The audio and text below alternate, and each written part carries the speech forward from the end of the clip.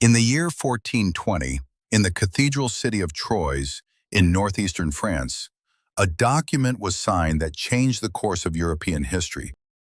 The Treaty of Troyes, 20 clauses of precise, formal Latin, sealed with wax, witnessed by the greatest lords of France and England. Its meaning was simple, devastating, and almost incomprehensible. The King of France, Charles VI, agreed to disinherit his own son.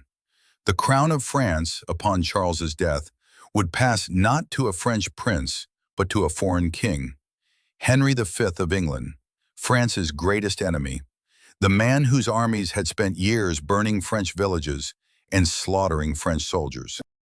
And standing beside the dying, delirious French king as he signed this document, present at the ceremony, formally agreeing to its terms, was the Queen of France, Isabeau of Bavaria.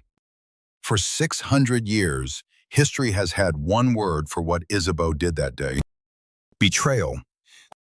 But here is what no one asks, what no one has asked for 6 centuries. Did she have a choice? This is the story of Isabeau of Bavaria, the most despised queen in the history of France, and the story of how everything you think you know about her may be wrong. To understand Isabeau, you have to understand the world she was born into, and the world she married into. She is born around 1370 in Munich, Bavaria, the daughter of Duke Stephen III of Bavaria-Ingolstadt and Taddea Visconti, an Italian noblewoman. Her full name at birth is Elizabeth. She is Bavarian, not French. She speaks German, not French. She has never set foot in France. She is 14 years old when she is presented to the French King Charles VI as a potential bride. The presentation is humiliating by any modern standard. The customs of the time forced her to get physically inspected by the prince and his advisors. She is examined like livestock: her teeth, her hair, her figure, her bearing. If she is found acceptable, she will be sold to a foreign court and never see her homeland again. She is found acceptable. She is presented to Charles at Amiens on July 13th, 1385, and they are married 3 days later. She is 14 years old. He is 16. Neither of them had any say in the matter. In the early years of the marriage, by all contemporary accounts, the relationship is genuinely warm. Charles showers Isabeau with gifts. She adapts quickly to the French court, learning the language, adopting the customs, becoming recognized as an important patron of artists and writers, among them the celebrated Christine de Pizan. Her coronation as Queen of France on August 23, 1389, is a massive event. The procession lasts all day. The streets are decorated with live scenes from history and religious stories. Over 1,000 citizens line the road, dressed in green and red. France welcomes its new queen. For a brief moment, everything seems possible. And then comes August 1392, in the forest of Le Mans, and the sound of a lance striking a helmet. If you watched our video on Charles VI, the Mad King, you already know what happens next. Charles draws his sword and charges his own men. 4 knights die. The king is subdued and carried back to Paris. He is 23 years old. He will live for 30 more years. And for most of them, he will be lost in the darkness of his own mind. And Isabeau, the 14-year-old Bavarian girl who was sold to the French crown, who has spent 8 years learning to be French, who has given birth to 3 children, is suddenly, at the age of 22, the wife of a madman. What happens next is where Isabeau's reputation becomes complicated, because what she does next is not what a passive, decorative queen was supposed to do. She governs. As Charles slips in and out of sanity, the royal uncles, the same greedy, scheming dukes who had dominated the kingdom during Charles's childhood, move back in to fill the vacuum, and Isabeau fights them. She establishes herself on the royal council. She advocates for her children's interests. She maneuvers between factions. She makes alliances and breaks them when circumstances change. She does, in other words, exactly what a regent queen was supposed to do. And she is immediately hated for it. Because Isabeau is foreign. She is Bavarian. She speaks French with an accent. Her Bavarian customs and entourage seem bizarre to the French court, and her excessive interest in luxury goods, for which she spends great sums of money, does not help her image. A foreign queen who spends money and has political opinions is, in 14th century France, something dangerously close to intolerable. And then comes the accusation that will follow Isabeau for 600 years. The affair with Louis, Duke of Orleans. Louis is Charles VI's younger brother. After Charles's breakdown, Louis becomes the most powerful figure at court, the natural counterweight to the Burgundian uncles. Isabeau works closely with him. They are allies. Whether they are anything more than allies is something historians have argued about for centuries. According to some sources, she took up with her brother-in-law, Louis, Duke of Orleans. Of course, it could have all been propaganda, but it was not a good look. The nobles were repulsed and indignant, and when Isabeau and Louis formed an alliance in court, it only seemed to prove the affair. The fascinating history of Isabeau of Bavaria is a tale of two queens. During her lifetime, Isabeau was respected and revered. After her death, she became one of history's greatest villainesses. Here is what we actually know. The accusations of an affair with Louis of Orleans come almost entirely from Burgundian propaganda, documents produced by the political enemies of Louis and Isabeau, designed to destroy their reputations and undermine their power at court. A political pamphlet called the Songe Véritable, considered today by historians as pro-Burgundian propaganda, was published and widely circulated in Paris, making allusions to the Queen's relationship with her brother-in-law.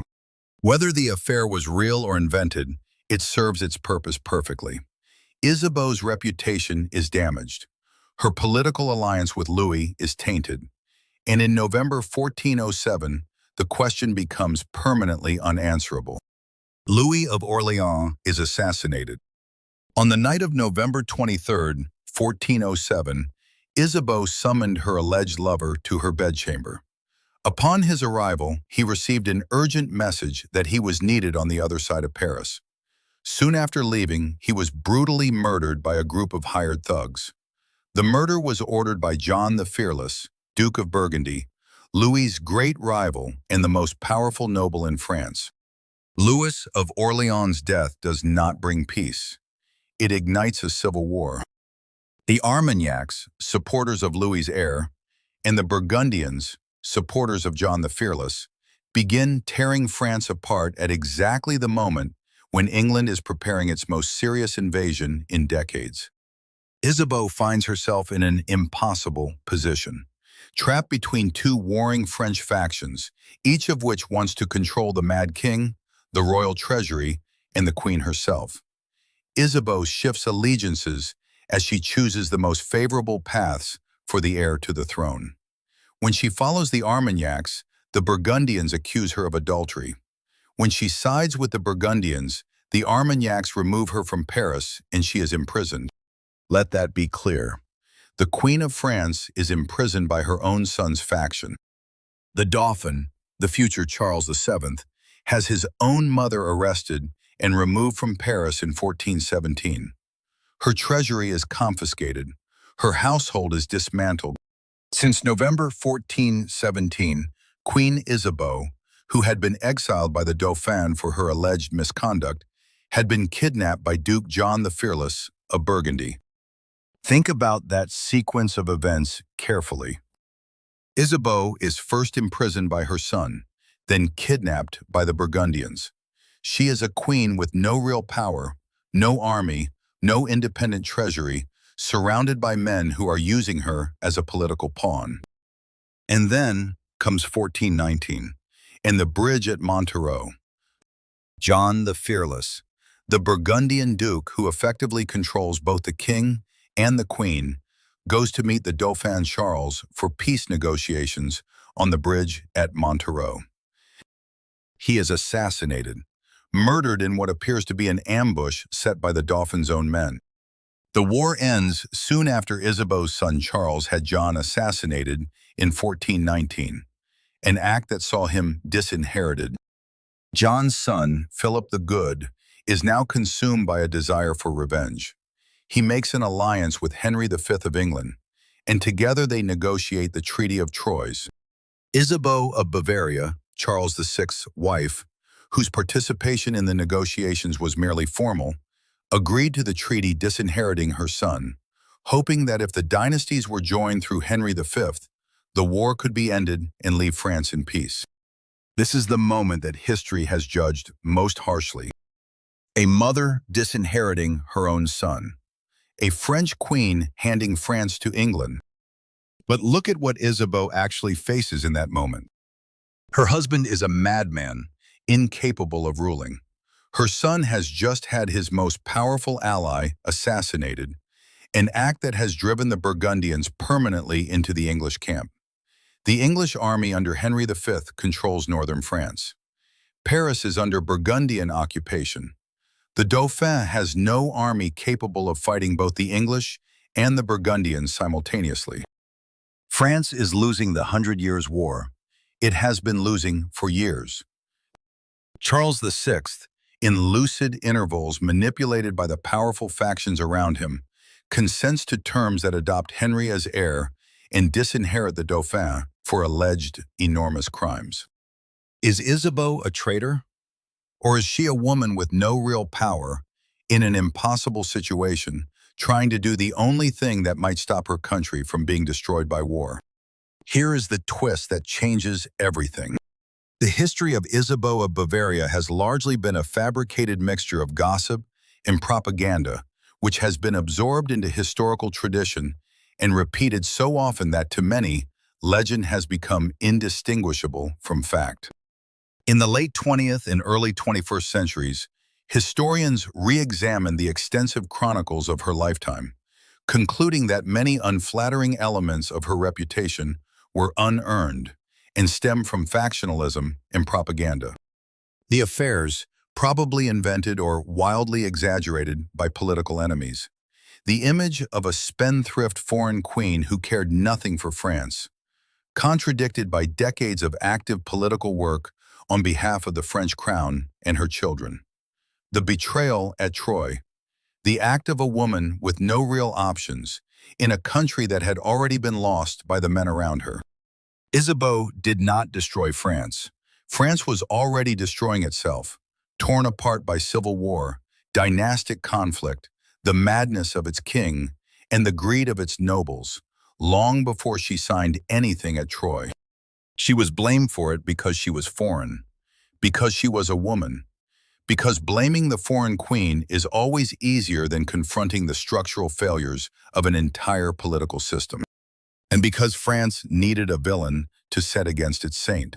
Joan of Arc, the teenage girl who would arrive 12 years later and begin to reverse everything the Treaty of Troyes had achieved, is the purest hero in French history. Brave, selfless, miraculous, the savior of France. National consciousness loves clear-cut dichotomies.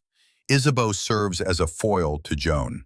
To one, it confers sanctity, to the other, demonic behavior. The maid undoes the work of the damned Isabeau. For France to have its perfect heroine, it needed its perfect villainess. Isabeau was given that role. Whether she deserved it is a question that historians are still arguing about today. What is not arguable is this. Isabeau died on September 24th, 1435, in Paris, at approximately 65 years of age. She had survived Charles VI by 13 years. She had watched Joan of Arc save France. She had watched her disinherited son become Charles VII, King of France. She had watched the Treaty of Troyes crumble and the English begin their long retreat. She died in the city she had come to as a 14-year-old Bavarian girl 50 years earlier. She lived in English-occupied Paris until her death, retiring to the Hotel St. Paul. She was buried at the Basilica of Saint Denis, the resting place of French kings and queens, but without ceremony, almost without notice, unpopular and not much mourned. History has not been kind to Isabeau of Bavaria. It rarely is to women who governed during chaos, women who made difficult choices in impossible situations and were blamed for the consequences of those choices without being given credit for the constraints under which they operated. Was she perfect? No. Was she a villain? Probably not. She was a Bavarian girl sold to a foreign court at 14.